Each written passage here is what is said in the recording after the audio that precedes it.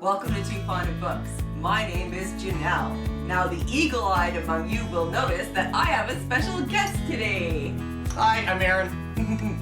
Aaron has appeared on a few of my videos and he's always such a draw, so I thought I would bring him back to have a discussion about this book. This is an old-fashioned mystery by Runa Fairleigh. This was the book that was chosen from the Book Vault for January. And this book deserves a discussion, and that's why, one of the reasons why Aaron is on here. Also, just because he's lovely. So, there were so many times when I was reading this book that I almost put it down. I was like, why am I reading this? This is nonsense. And then things would happen and I would rush into Aaron's office to tell him about it. And we ended up having so many discussions about this book that I thought this deserves a dedicated video to talk about whether or not this is actually a good mystery, because I'm still baffled. We haven't talked about a book to this level of detail in a very long time. It's true. We haven't. Yeah. Okay, so An Old-Fashioned Mystery by Runa Fairleigh was written in 1983, and it is essentially an isolated closed circle mystery. 10 people are invited to an island in the Thousand Islands area of Canada, which is really close to the border of the United States. And they're there for the 25th birthday of Rosa Sills, who upon her 25th birthday gains her inheritance, which a part of which is this private island. And so off the cuff, that sounds like totally my kind of book. It does. So I started reading it and right away saw that there was an introduction to this mystery that was titled The Mystery of Runa Fairleigh. And it went into all this detail about Runa Fairleigh and how she got a private island on the Thousand Islands and how she became a complete and utter hermit. Nobody ever saw her. The people who dropped off groceries left them on the dock and never saw her. And then one day, the guy came to deliver the groceries, and the groceries from the week before were still on the dock. So he went to the house and discovered it completely empty. The only thing in the house was the manuscript for this book. And L.A. Morse, who is described as the editor and the writer of this introduction, was asked to put this book together and get it out for publication. Now, obviously, that's not true. I've read a lot of mysteries that have this, what would you call it? It's not a trope, it's a... Like, you mean the part that wraps at the beginning and the end about the writer? Yeah. Yeah, I'm not sure. You know, sure. that this is a found manuscript kind of thing. Well, we see that in, like, Blair Witch. Right. Blair Witch something. I can't... It's been a few Blair years. with the Blair Witch Project? Yeah. Yeah. Where it kind of that's like a movie version saying, oh, this was found. And even though it was fake, it wraps it in a veneer of being true. That's right. So right from the beginning, and this should be a pretty big clue, but I didn't catch it for a little while, is that this is a story that is wrapped in a veneer of authenticity, but is not actually authentic. At the end of the introduction, the very last paragraph says, Runa Fairleigh called her book an old-fashioned mystery. However, it might equally well have been titled The Last Mystery, since it is most definitely the mystery to end all mysteries. Indeed, it may be the eschatology of mystery. L.A. Morse, Toronto, July 1983. Aaron, what is eschatology? It's the study of the end times. So that is a huge clue also in that last paragraph of the introduction of what might be going on in this book. An old-fashioned mystery. As flies to wanton boys are we to the gods. They kill us for their sport. Do you know what that's from? I don't. It's pretty famous, but I don't know what it's from either. If only we had looked it up before this video started. And they don't say. Usually they say. Maybe it's totally made up. Anyway, Chapter 1. This chutney tastes a bit off to me, the Major said. These seemingly innocuous words begin one of the most intriguing and challenging mysteries you will ever read. And that was all in quotations. Sebastian Cornichon read aloud from the cover of the paperback he held in his hand, then made a rude noise. "No, I won't," he said, and lobbed the book across the large room where it struck the nose of the moose head mounted on the wall. First paragraph, chapter 1. I, of course, went into Aaron's office to have a discussion about the introduction and that first paragraph because I found that fascinating. Mm-hmm. He is reading a book about a mystery and the setup is classic. Yep. It is an old-fashioned mystery. A fair play mystery from the 30s and 40s. That is the classic setup that he is reading. And it said that it's one of the most intriguing and challenging mysteries you will ever read. And what does Sebastian do? He throws it across the room and claims that he will not read this mystery. That should be a vital clue for astute readers. Okay, so before we get any further, I'm going to put spoiler on the screen because we are just going to dive right into this. This is a book from 1983. I have no idea how easy it is to get a hold of a copy for yourselves. So if you are interested, I am going to give away my copy because I don't think I will ever read it again, even though it did provide such discussion. But I want to put it out there for others. If you are interested in this book, please put your interest in the comment section down below. And if there are more than one of you, I will do a random chooser to decide on the winner. And I am happy to mail this wherever you live. I will mail this to you if you are interested in this. And so that is the giveaway. So if you are interested in this book, please say in the comment section, and I will randomly choose someone to give this book to. Spoilers now on the screen. If this is a book that you don't think you will ever read, or if you have read it and it's been years since you thought of it, then enjoy the rest of this video. And if this is a book that you are going to try and get a copy of, pause now, read the book, and then come back and watch it after you've read the book. Okay, so I'm going to give Aaron the job of holding this book up for now. So right from the beginning, from chapter 1, Sebastian and his twin sister Violet are already on the island in the house. And the first chapter, we hear of the other guests arriving at the house. And so immediately I'm thinking, And Then There Were None by Agatha Christie, in which 10 strangers are invited to an island, a private island, and then they start getting killed off one by one. There are no boats, there's no way on or off the island once they arrive. There is a storm that cuts power for a while and adds to the tension. And so immediately I'm thinking, okay, this has got these vibes. And that got me thinking, maybe this is an homage. Aaron, what's an homage? Well, you've conveniently written the definition for me right here. An homage is a special honor or respect shown publicly. And it's when you do an homage in like a book or a movie, you take elements that are familiar of that style and you maybe twist them up in your own way. And so people can recognize the style, but they see your fingerprint on it too. Right. But the big part of this is that it is respectfully done. Yeah. You're not making fun. An homage is a respectful,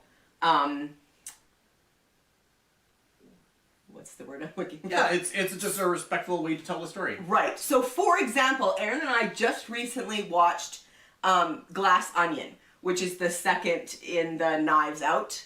And we were talking about that, and at the end I said to Aaron, I was like, the author really really respected, the screenwriter really respected the mystery genre when he wrote that.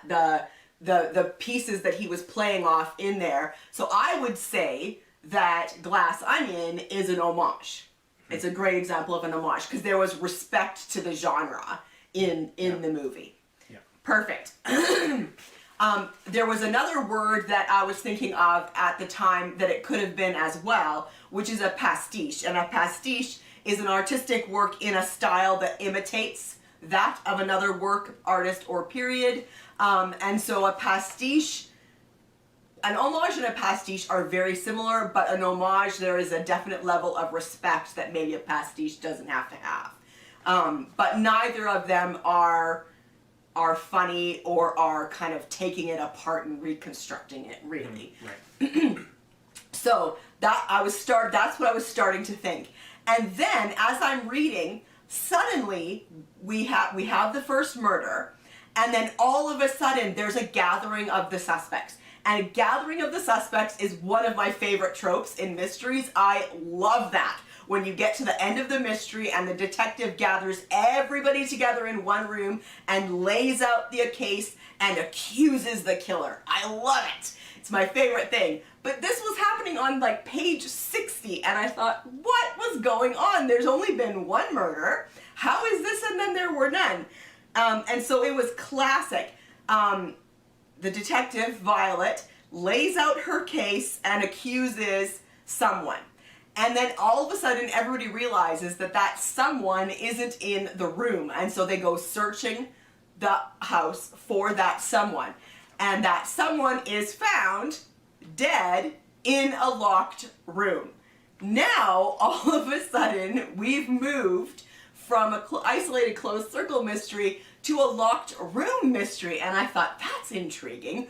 Also, I was thinking Trent's Last Case by E.C. Bentley, which is exactly what happens. The detective in that book, E.C. Bentley's book, lays out the case. Trent lays out the case in a classic gathering of the suspects, but he gets it wrong. And E.C. Bentley did that on purpose. And then the mystery continues and is resolved. But the detective laying it out and getting it wrong, that was 100% E.C. Bentley's Trent's Last Case, which was published in the early 1900s. So then I'm thinking, I don't know what's happening now. Like, is this still a pastiche? But what is it a pastiche of? Because it's no longer just isolated closed circle. So then I start thinking, oh, and so also after the first murder, I'm starting to wonder if it's an homage or a pastiche anymore, because Sebastian says this after the first murder. We should each take some bread and cans and stuff, Sebastian said, then go up to our rooms and lock our doors and stay there until someone arrives. He says that after the first murder. And I've always thought, when I as much as I love these isolated closed circle mysteries, that's exactly what people should do. If you're in this situation, lock yourself in your room and maybe you will survive. And of course, nobody does what he suggests. But this has got me thinking, maybe this is not just about Agatha Christie. The second mystery happens in a locked room. And there's more tropes being thrown into this mystery as well. There's twins. We meet Violet and Sebastian from the very first page. And Violet and Sebastian make me think of Shakespeare. The names aren't exactly right, but in Twelfth Night, Viola and Sebastian are twins, and Twelfth Night is all about identities and you know, disguises and mistaken identities and people who aren't who they say they are. So we have twins. There's an ancient curse on the island, and there are definitely eccentric characters. So this is a good time to start talking about the names of the people who are on this island. This is about when you came into my office again, and we were talking about this, and you were talking about Violet and Sebastian and the Shakespeare connection, Mm-hmm. and I was like, well, that's really weird. And then I looked at the back of the book, and I said Violet Cornichon, and I thought, well, isn't Cornichon French for pickle? and that kind of, I feel like those two, your bit about the Shakespeare twins and my bit about the pickle, really launched us on this quest to start examining the names of the characters. Exactly. And then the next character that we are introduced to in the book is Colonel Nigel Dijon. Colonel Dijon. He's a spicier version of Colonel Mustard. He is married to Beatrice, also known as Budgie.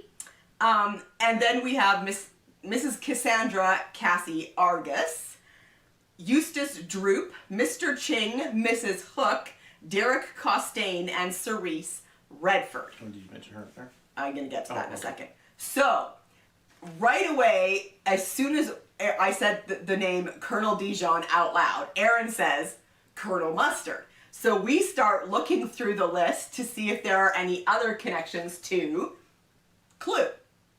And Cornichon is a pickle. And what is a pickle? It's green. It's green. And then Cerise Redford. That's red. That's Miss Scarlet. It's gotta be. And then we got a little bit hung up on Eustace Droop. I was like, immediately I saw it as an anagram, and Droop is an anagram for prude. But then I was like, but none of the other names were anagrams. So then I Googled Droop. And Droop is a fleshy fruit with a thin skin and a central stone containing a seed. A plum. A plum is a drupe. So there's Professor Plum. And then that was about it that was directly connected to Clue. Yeah, there were some that could be a connection as well. Like you mentioned, Budgie, who could be like Mrs. Peacock, right? They're both birds. Oh, right. Yeah. Yeah. And then Mrs. White in some versions of Clue was a cook. Yeah. And there's a cook in here. Yeah. Yeah, so almost all of the Clue characters are represented in here. Which we thought was fascinating. But then Mrs. Cassandra Argus threw us off. So we were focusing so much on the last names that I looked up Argus. And Argus is Greek mythology, I think so. An all-seeing god. And I thought, well, that's interesting because the character of Cassandra Argus was this woman who kept popping in and out of rooms kind of unexpectedly and making pronouncements. And so it seemed like she knew more about what was going on than the other characters. But then very late in the book, it took us a long time to pay any attention to her first name, but her first name is Cassandra, and that is also from Greek mythology, because Cassandra is a Trojan priestess who was fated by Apollo to utter true prophecies that nobody believed. And that is 100% what this character is in this book. So that was fascinating. And then Mr. Ching is the cook. Mrs. Hook is the housekeeper. And Mrs. Hook we couldn't figure out, but we're going to get to her in a minute. Derek Costain we also couldn't figure out, but Derek is spelt with 2 R's, and so we realized that there's a connection to the book with his name as well. So everybody's names meant something. So these names, we're thinking, this is not homage or pastiche anymore because now we're getting kind of silly. A little bit, yeah. Yeah, exactly.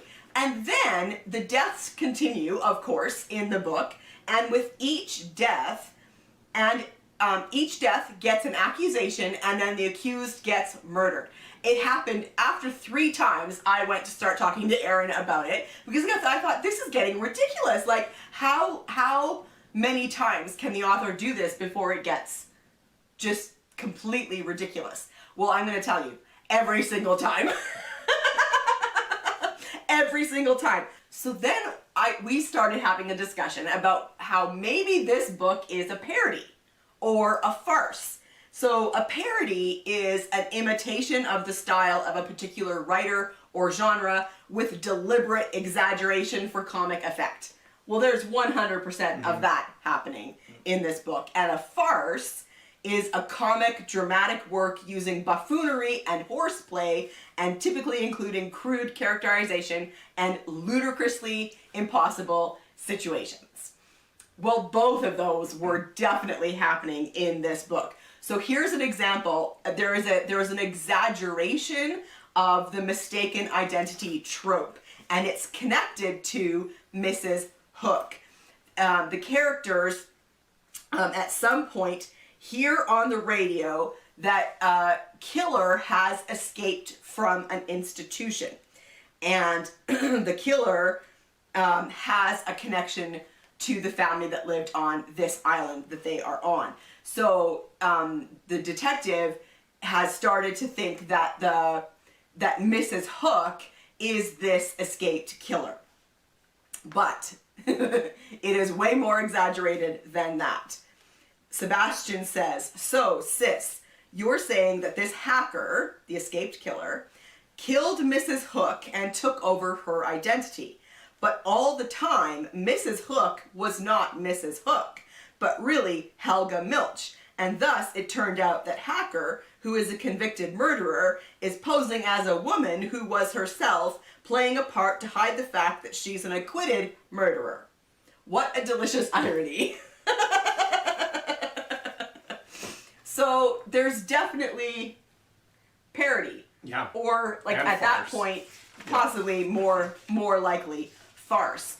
And then you get to Sebastian's murder, and Sebastian is found drowned in a barrel of vinegar.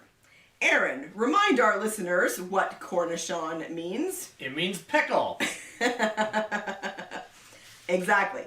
So, Violet, Derek, and Cerise stood in one of the pantries next to the kitchen, looking at Sebastian's body, or rather, at the lower half of his body, which was what was hung over the top of the barrel of vinegar into which he'd been put head first and drowned.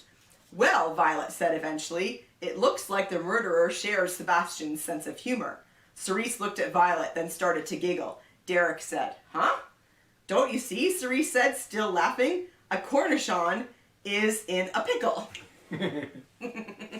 So, right? Totally farce or parody.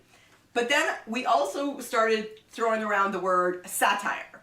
Maybe it was a satire, like, because there was just so much going on. Like, this was part of our discussion. The author, it seemed, was putting absolutely everything in this book. Everything. All the tropes about mysteries are all in one story. Well, a satire, of course, is the use of humor, irony, or exaggeration, or ridicule to expose and criticize people's stupidity or vices. Now, we pretty quickly decided that it wasn't a satire. Yeah, because in my opinion, a satire is written for a purpose, often to, like, expose the thing that the person wants to, that the writer wants to write about. And so we didn't feel that the writer had a, what's the right word? Like, was trying to call out the silliness of these tropes or expose their flaws or whatever. So it felt like, in my opinion, a satire has a motivation to it that didn't seem to be reflected in what you were reading. So, some of the tropes that were thrown in here, it's an isolated closed circle mystery. There's that country house element with the eccentric characters. There's an inheritance, an escaped killer. There is announcing knowledge and then ending up dead, which totally happens. There's an ancient curse, a buried treasure, secret passages, twins.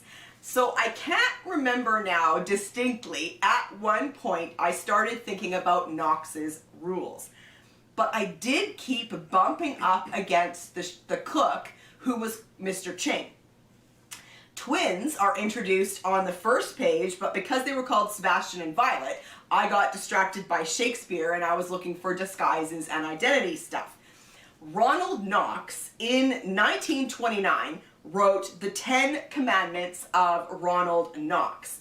He was an author who was a member of the Detection Club, along with Agatha Christie and plenty of other Golden Age mystery writers. And his 10 Commandments, or Decalogues, he wrote them in all sincerity. And the members of the Detection Club especially read them and said, "This is great," and then pretty much promptly just broke them all. But he wrote them for a good reason, because there were certain of the mystery writers who were getting lazy, who were depending on certain things to get them out of trouble when they were writing mysteries. And it was happening too often. So, for example, he wrote The criminal must be mentioned in the early part of the story, but must not be anyone whose thoughts the reader has been allowed to know. Rule number 2, all supernatural or preternatural agencies are ruled out as a matter of course. Number 3, not more than one secret room or passage is allowable. Number 4, no hitherto undiscovered poisons may be used, nor any appliance which will need a long scientific explanation at the end. Number 5, and this is why I was kept bumping up against Mr. Ching the cook, I think. Number 5, and now keep in mind this was written in 1929, no Chinaman must feature in the story. And then there's brackets that explain that, which it says, the no Chinaman rule was a reaction to and criticism of racial cliches prevalent in the 1920s English writing. What he was saying, I think, was don't rely on a foreign person as automatically being your bad guy, right? Yeah. Like it's lazy. It's lazy writing. So there were these 10 rules. And I can't remember at what point I started thinking about that. But I get to the very last chapter, and in the very last chapter, there are 2 people left, and they both die. The last one, Violet, by an obviously supernatural event. She is plucked up and thrown against the house, and she is dead. And I thought, okay, that's the end. All 10 people are dead. What just happened? But there is an epilogue at the end of this book. Violet is walking down this corridor towards the sign that says waiting room. And she continued walking and soon saw a figure in the distance. As she drew closer, she saw it was an elderly man dressed in a priest's cassock. He had a fringe of bright white hair, merry twinkling eyes, and a friendly, welcoming smile. He seemed to be expecting her. The minute I read those words, I think I even, said out loud, "Oh!" And then I went running from the office again, and I said to Aaron, I said, "It's gonna be Father Knox. It's gonna be Father Knox." And he said, "What are you talking about?" Yeah. And I was right. She meets Father Knox in the corridor, and he takes her into the waiting room, and all the other people from the island are sitting around a table. And then they discuss what just happened, basically. And then Aaron, tell them your favorite part where Sebastian decides that he knows what's going on. Yeah, so Sebastian, they're all in the waiting room together, and Sebastian decides to reveal who he believes the murderer is. And it says that he stretched out his finger, and he stretched it out over the, do you have it marked? Mm-hmm. He stretched out a long, elegant index finger, extended, and he pointed. He pointed through the glowing gray canopy, through the luminous firmament, and beyond. He pointed right off the page you are now looking at. He points, in fact, directly at you, reader. He points right into your face. He points and he glares at you, and he shakes his finger and he screams, "J'accuse!"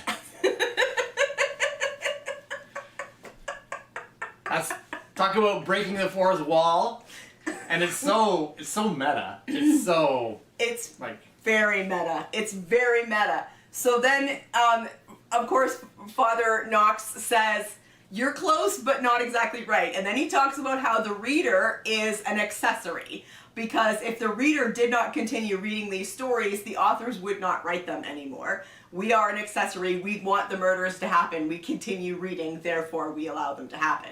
But we are not the murderer in the story. It is revealed that the author is the murderer in the story.